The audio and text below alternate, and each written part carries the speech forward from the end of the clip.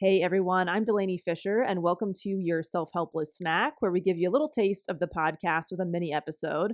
Today we're sharing a bite from an episode that we did with Rachel Rodgers, who is the founder and CEO of Hello 7, intellectual property attorney, and the author of We Should All Be Millionaires. So if you want to listen to the full episode, you can type in the title of the episode, which is We Should All Be Millionaires with author Rachel Rodgers. We'll also link it to you in the show notes. And during this part of the episode, Rachel is sharing the real reason women are often uncomfortable around money or with money or in conversations where people are talking about money. And also, when women acquire money, what do they actually do with it? We hear so many messages that women are bad with money, women are frivolous. Is that actually the truth? Did you know that women are actually statistically better investors than men? There's a lot more fun facts we're about to get hit with.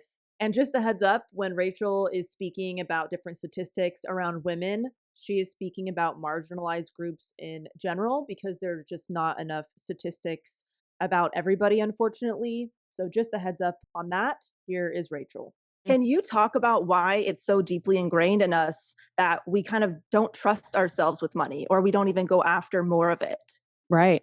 Well, I mean, because that's what society teaches us, right? Like women couldn't own property for a long period of time. Women couldn't own bank accounts on their own without a cosigner or have their own credit cards. They couldn't get loans without a male cosigner up until the 70s. That's like my mother and your mother and our grandmothers, right? So that's not that far removed. So of course, if society was constantly telling women how frivolous they are, how they are not good with money, they're not expected to be good with money, it's always do more with less. Like women were expected to run households with very, very tiny budgets, make something out of nothing is the message to women, right? Always. Whereas men get messages of expand, invest in yourself, get more power, right? Like that's always the message to men. Buy the watch, buy the suit, show up to the meeting, be a badass, right? Like that's the message in movies, on Instagram, in the ads we see, right? Everywhere. But for women, it's like, even think about Sex in the City. Carrie couldn't buy her apartment. She had all these shoes, but she couldn't afford to buy her own. Thank God for Big. Yeah, coming exactly. in. Like, come save the day. Exactly. Right. So I think we get these messages all the time.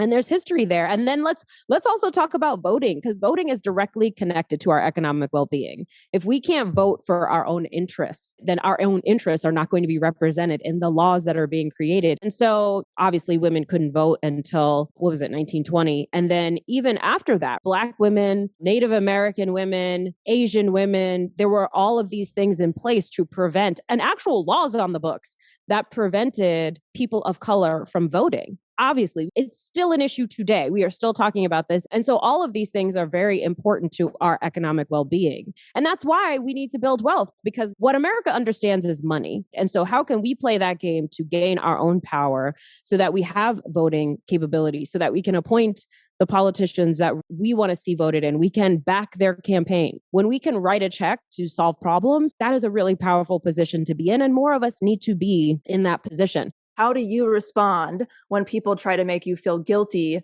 about spending money the way that you want to spend your money? Well, first of all, it's your money. Do what you want to do. Honestly, you're always going to get pushback. I actually wear this necklace that says rich bitch. Yeah, I wear it every day.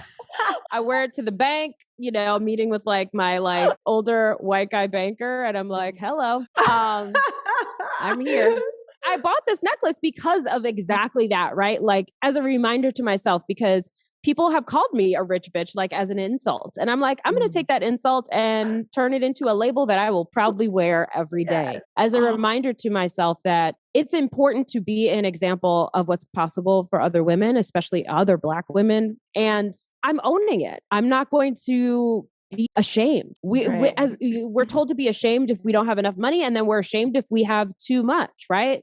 And to me, I'm like, I can never have too much, because the money that I have, I'm using, yes, to have a good life for myself and my children, to leave a legacy for my children, and to benefit my community.